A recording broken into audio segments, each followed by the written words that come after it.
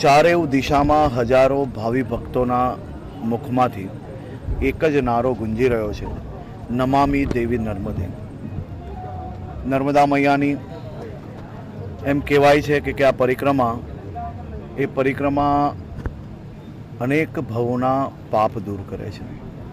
આ પરિક્રમા આ વર્ષો વર્ષના રેકોર્ડો તોડી નાખ્યા છે.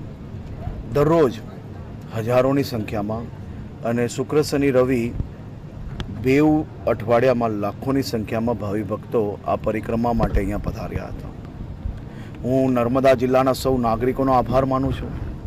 એમને પોતાના ઘરો ખુલ્લા મૂકી લીધા.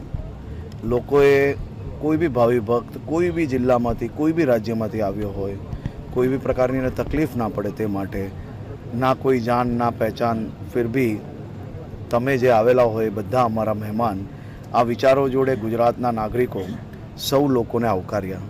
લોકોના ઘરોમાં લોકોને આરામદાયક માટે બહાર ખુરશીઓ મૂકી, ચા પીવડાવી. એ જ રીતે પ્રશાસન દ્વારા આ વર્ષે ખૂબ મોટી વ્યવસ્થાઓ કરવામાં આવી છે અને ગુજરાતના પ્રત્યેક નાગરિકોમાં નર્મદા જોડે એમની અતૂટ શ્રદ્ધા છે.